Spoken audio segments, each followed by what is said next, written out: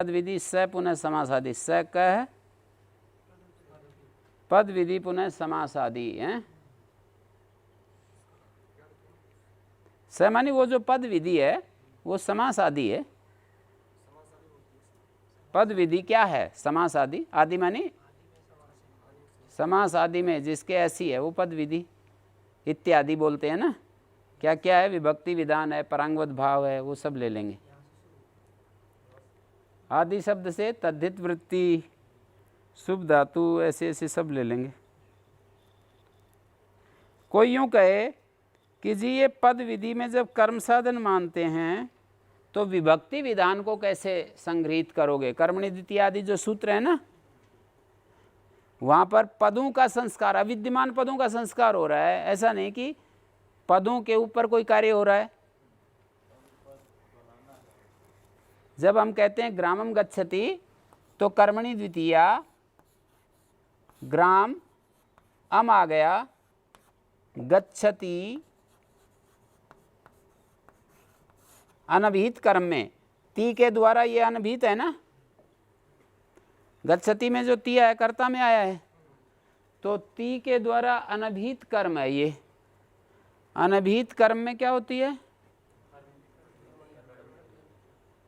कर्मणि द्वितीया। अनभिहित कर्म में द्वितीया होती है। तो यहाँ पर ग्रामम गच्छति अनभिहित कर्म में जो द्वितीया होती है, ये अविद्यमान पद का संस्कार हो रहा है ना। देखो, पहले पद नहीं था और अब पद बन रहा है। और कर्म साधन पक्ष में तो पदानाम सताम अन्यत किमपि कार्यम विधीयते। विद्यमान पदों के ऊपर कोई कार्य किया जाए तो समास एक ऐसा कार्य है, परांगवत भाव भी ऐसा कार्य है, शुभ धातु भी ऐसा कार्य है, तद्धित वृत्ति में जो उपगौर अपत्यम वो भी ऐसा कार्य है। विद्यमान पदों से संबंधित कार्य हैं। जहाँ हम तस्यापत्यम प्रकरण में प्रत्यय करते हैं ना, तद्धित प्रकरण में तस्यापत्यम, तत्र भवा, तत्र जाता आदि सब ऐसे ही मिलेंगे। शालायाम भवा शालिया हैं, और तस्सेदम अर्थ में कर लो, तेन क्रीतम, कोई भी करेंगे। तद्धित वृत्ति जो है वो पद के ऊपर कार्य है। शुभ धातु भी शुभ आत्मना के पद के ऊपर कार्य है। लेकिन ये वाला जो है विभक्ति विधान जिसको कह रहे हैं अनभिहित प्रकरण वाला, वो तो पद के ऊपर कार्य नहीं, पद बना रहे हैं यहाँ तो हैं। ग्राम शब्द से हम आ जाएगा तभी तो पद बनेगा। अब पद के ऊपर कोई ये जो समर्था पद विधि है, इसकी सहायता से कर्मणि द्वितीया सूत्र जो द्वितीया करेगा वो विद्यमान पद के ऊपर कोई कार्य थोड़ी कर रहा है।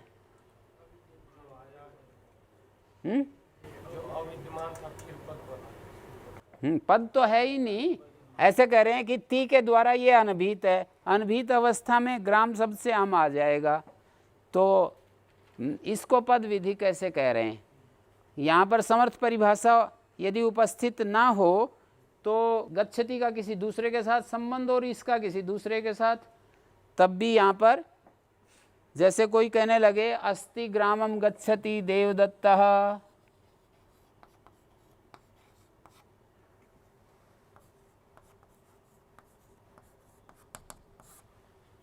अब यहाँ पर कोई यूं कहे कि जी ये वाला जो है ना, ये यहाँ पर इसका कोई संबंध नहीं है ना। किन किन का सामर्थ्य है? सामर्थ्य मानी संबद्धार्थ। समर्थ क्या होता है? संबद्धार्थ। तो यहाँ ग्रामम और गच्छति का तो संबंध है, पर अस्ति और ग्रामम का तो कोई संबंध नहीं है। तो संबंध न होने पर भी यहाँ पर विभक्ति, मतलब विभक्ति तो तब होती ना जब समर्थ हो। समर्थ के अभाव में यदि विभक्ति हो तो फिर कहीं भी कुछ होने लगेगा। गच्छति के साथ ही इसका संबंध है ना, तो इसी की दृष्टि से ये देखेंगे, गच्छति की दृष्टि से ही इसको देखेंगे, सामर्थ्य देखेंगे। सामर्थ्य का मतलब संबद्धार्थ। ये गच्छति के साथ संबद्ध है, किसी अन्य के साथ संबद्ध नहीं है। ये अस्ति की दृष्टि देखें तो ये तो इसका कुछ अन्वय नहीं बन रहा ना। अस्ति ग्रामम, ये प्रथमा विभक्ति नहीं, द्वितीया को लेकर के मैं अस्ति के साथ कह रहा हूँ। हाँ अस्ति ग्राम तब तो अलग बात थी, पर यहाँ पर ग्रामम गच्छति इसका और इसका संबंध देख रहे हैं। संबद्धार्थ समर्थ होता है और यहाँ पर विभक्ति हमें अम्लानी है, तो समर्थापद विधि इस परिभाषा से इसमें पहले सामर्थ्य उत्पन्न किया जाता है, फिर कर्मणि द्वितीया सूत्र लगता है। समर्थ होने पर ही इसमें हम कह सकते हैं कि इसके द्वारा ये अनभिहित है, इसलिए द्वितीया हो गई।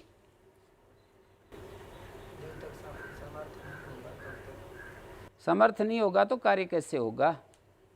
जैसे यहाँ बिना समर्थ के कार्य नहीं होता ना। भार्या राज्या पुरुषो देवदत्तस्य,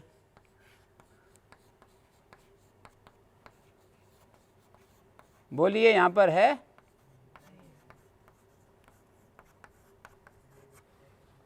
क्या है यहाँ? भार्या राज्या का संबंध है, पुरुषो देवदत्तस्य का संबंध है। यहाँ पर परस्पर राज्य और पुरुष का संबंध नहीं है, इसलिए समास नहीं होता। भार्या राज्य में राज्य और भार्या का समास हो सकता है, राज भार्या, देवदत्त पुरुषा ऐसा हो सकता है, पर राज्य पुरुषा का नहीं हो सकता क्योंकि ये आपस में असंबंध हैं। तो विद्यमान पदों के ऊपर इस तरह से ये कार्य हो रहा है। ये पद हमारे सामने हैं, इसके ऊपर कार्य कर रहे हैं ना, भार्या राज्य पुरुषो देवदत्तस्य, हैं? विद्यमान पदों के ऊपर कार्य कर रहे हैं ना। और विद्यमान पदों में आपस में जब संबद्धार्थता होती है तब वो कार्य होता है। असंबद्ध पदों के बीच में समास आदि कोई कार्य नहीं होता। जैसे भार्या उपगो अपत्यम देवदत्तस्य, अब यहां पर तद्धित वृत्ति नहीं होगी। उपगो और अपत्यम कहने से प्राग दिव्य तो अण नहीं होगा क्योंकि ये आपस में समर्थ नहीं है। उपगो अपत्यम समर्थ नहीं है। इस वाक्य में, इस कथन में उपगो का संबंध भार्या से है, अपत्य का संबंध देवदत्तस्य से। मैं ये कह रहा था कि विद्यमान पदों के ऊपर कार्य हो रहे हैं ये सारे। जैसे ये विद्यमान पद हैं, अब उपगोर अपत्यम, इस सूत्र से उपगोर अपत्यम उपगवा बन जाएगा, राज्य पुरुषा राजपुरुषा बन जाएगा। समर्थ न होने पर कार्य नहीं होगा, समर्थ होने पर मानी संबद्ध अर्थ वाले होने से कार्य हो जाएगा। पर यहाँ जो विभक्ति विधान है गच्छति की दृष्टि से इसको हम संबद्ध देख रहे हैं कि ये अनभिहित है। गच्छति के द्वारा ये कर्म अनभिहित है, इसलिए कर्मणि द्वितीया आ गई है। तो विद्यमान पद के ऊपर ये द्वितीय कार्य नहीं हो रहा है, पद बनाने के लिए ये द्वितीय ला रहे हैं। थोड़ा सा अंतर है ना इसमें।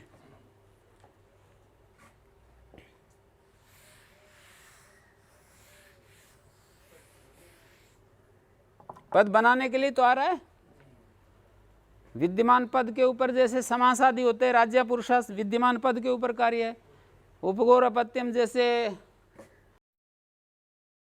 पुत्रम इच्छति आत्मना पुत्रम इच्छति पुत्री यति, विद्यमान पद है पुत्रम, इच्छति अर्थ में क्यच प्रत्यय आ जाता है। कर्म शब्द से, कर्मवाची से इच्छति अर्थ में क्यच आ जाता है, सुपात्मना क्यच। यहाँ पर ग्रामम गच्छति में गच्छति की दृष्टि से ये कर्म अनभिहित है, अनभिहित कर्म में द्वितीय आ जाती है। तो हम अविद्यमान पद से पद बनाना चाह रहे हैं, पद के ऊपर कार्य नहीं है। पहले पद नहीं था, अब पद बनाने जा रहे हैं। तो विभक्ति विधान एक ऐसा प्रकरण है जिसमें हम पद को बनाने जा रहे हैं, न कि पद के ऊपर कार्य कर रहे हैं। बाकी तो जगह पद के ऊपर कार्य है, पद संबंधी कार्य है। इसको पहले पद नहीं था, अम ला करके हम पद बनाने जा रहे हैं। यहाँ पर पुत्रम पद है, इससे संबंधित क्यच प्रत्यय उत्पन्न कर रहे हैं। उपगोर अपत्यम में भी इसी तरह से अण प्रत्यय उत्पन्न कर रहे हैं। समास में भी इसी तरह से राज्य पुरुषा दो पदों का एक पद बना रहे हैं। पर ये विभक्ति विधान में पद के ऊपर कार्य नहीं, पद बनाने के लिए हम प्रत्यय लाते हैं। अम प्रत्यय जो लाते हैं वो पद बनाने के लिए ला रहे हैं। ठीक है, तो इसका क्या समाधान देंगे कि जो है कर्मणि द्वितीया आदि जो सूत्र है ना, वो नियम कर रहे हैं, न कि पद का विधान कर रहे हैं। विधान तो किसी अन्य सूत्र से होता है, नियम सूत्र जो होते हैं वो व्यावृत्ति मात्र परक होते हैं। जानते हो ये बात? किसी चीज़ की व्यावृत्ति मात्र करते हैं, वो विधान नहीं करते हैं, नियम सूत्र। जैसे कर्मणि द्वितीया जो सूत्र है, ये द्वितीया का विधान नहीं कर रहा है, ये नियम कर रहा है। विधान किसी और से होता है। जैसे आपसे पूछें म्रियतेर लुंग लिंगोश्चात्मपद विधान कर रहा है, नियम कर रहा है, तो बोलोगे नियम कर रहा है। तो विधान किससे हो रहा है? तो बोलोगे अनुदात्त गीत आत्मपदम से हो रहा है। शेषो घ्य सखी पति समासे, पति समासे विधि है या नियम है? बोलोगे नियम है। तो विधि किससे हो रही है? घी संज्ञा की। तो बोलोगे शेषो घ्य सखी हो रही है। ये तो केवल व्यावृत्ति कर रहा है। समास में ही घी संज्ञक होता है, समास में नहीं होता है। पति शब्द समास में ही घी संज्ञक होता है, समास से अन्यत्र नहीं होता है। इस तरह से व्यावृत्ति कर रहा है। ठीक है, इस तरह से समझ रहे हैं ना? तो यहाँ पर भी हम यूँ कहेंगे कर्मणि द्वितीया, ये पद विधि नहीं कर रहा है, ये नियम कर रहा है। पद का विधान मतलब जो अम प्रत्यय का विधान है, ये वाला सूत्र नहीं कर रहा है, वो तो वो वाला कर रहा है। प्रातिपदिक से सारी विभक्तियां आ जाती हैं। ज्ञाप प्रातिपदिकात, ग्राम प्रातिपदिक है, प्रातिपदिक से सारी विभक्तियां आ जाती हैं। ठीक है, सारी विभक्तियां आ गई, सारी मानी सुओजा समोट 121 प्रत्यय आ गए। उनमें से कर्मणि द्वितीया नियम कर दिया। यदि हम प्रत्यय नियम करें तो यूँ कहेंगे कर्मणि एव द्वितीया भवति। यदि अर्थ नियम करें तो कर्मणि द्वितीया एव भवति। दो तरह से नियम हो सकता है ना कर्मणि द्वितीया। क्या फर्क पड़ेगा इसमें? कर्मणि एव द्वितीया भवति, कर्मणि द्वितीया एव भवति। क्या फर्क पड़ेगा? कुछ फर्क पड़ता दिखता है?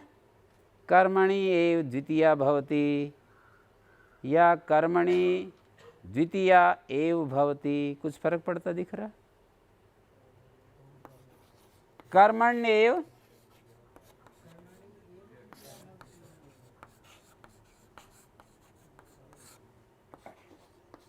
इन दोनों अर्थों में आपको कुछ फर्क करना पड़ेगा।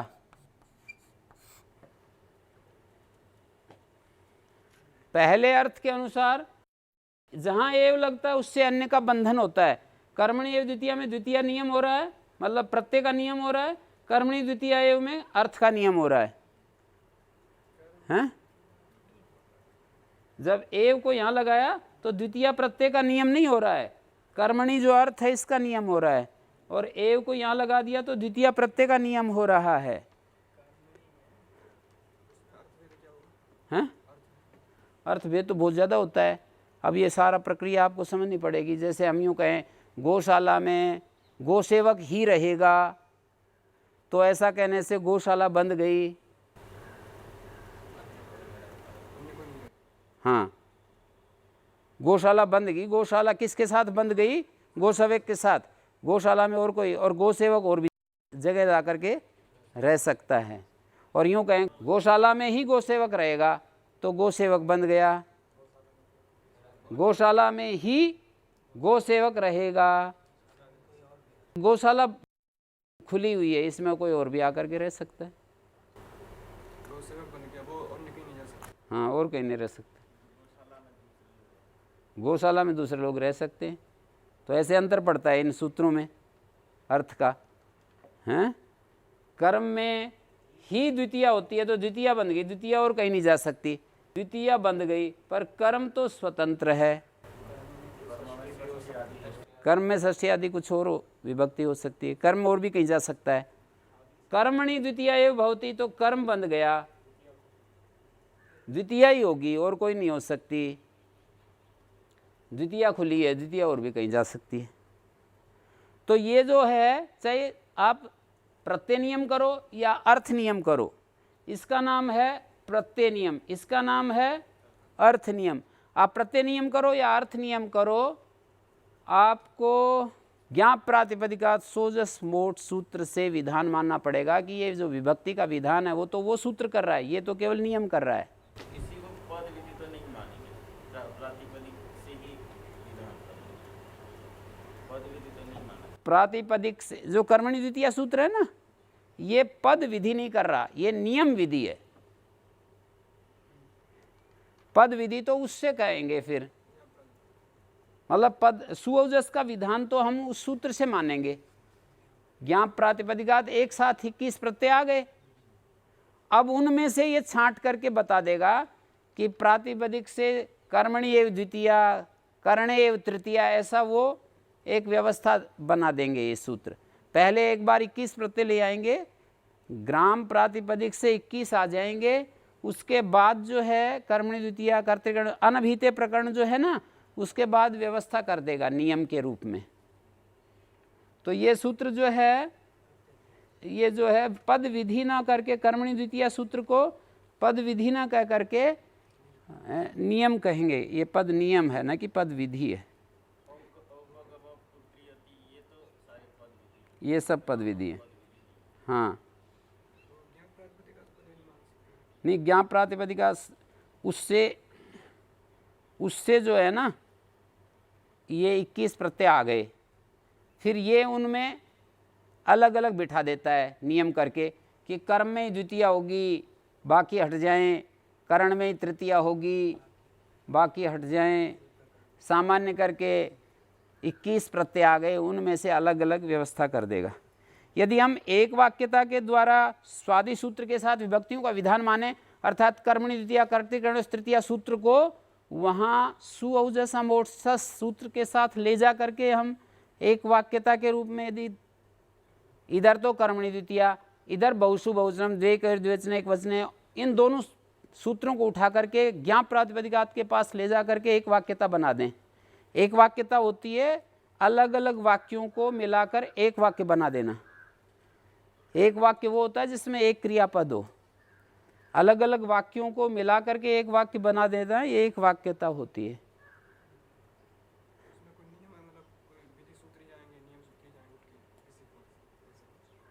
नहीं, वो तो जैसी ज़रूरत होती है उसके अनुसार वो अलग अलग जगह पड़े हुए वाक्य संबद्ध हो जाते हैं एक दूसरे के साथ। अलग अलग वाक्य है ना, ज्ञाप प्रातिपदिका स्वादय विधीयन्ते, इसने कहा कर्मणि द्वितीया भवति, उसने कहा कर्म के एकत्व में एक वचन होता है, द्वित्व में द्विवचन, बहुत्व में बहुवचन, इस तरह से। तो ये संबद्ध वाक्य जो होते हैं, ऐसे ही कोई वाक्य कहीं ऐसे नहीं जुड़ता, मतलब संबद्ध वाक्य अलग अलग जगह पड़े हैं तो वो एक वाक्यता को प्राप्त हो जाते हैं। तो यदि एक वाक्यता भी करते हैं फिर भी एक बात, ये बात आएगी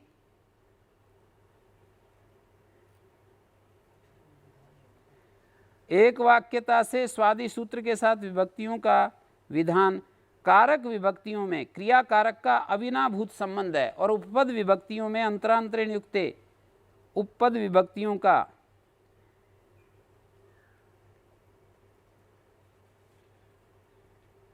उपपद विभक्ति में उपपद और उपसर्ग जो हैं वो पद होते हैं। जैसे नमा देवेभ्य,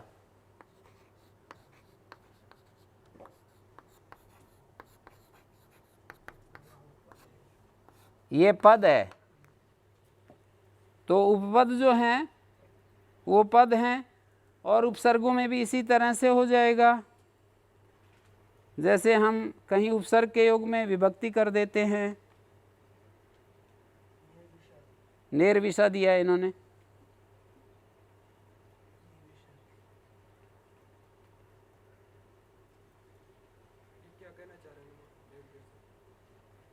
हाँ ये बात कहना चाह रहे हैं कि कर्मणि द्वितीय आदि को नियम मानेंगे ना कि पद विधि, और यदि एक वाक्यता से स्वादि सूत्र के साथ इनका विभक्तियों का विधान माना जाए तो फिर भी ये इसका ये समाधान होगा कि ये पद विधि इस तरह से हैं कि क्रिया और कारक का अवश्यम भाव संबंध होता है। जैसे यहाँ ग्रामम गच्छति में ये जो गच्छति है और ये कारक है कर्म, कर्म और क्रिया का अवश्यम भाव संबंध है, क्रिया कारक का अविनाभूत संबंध होता है।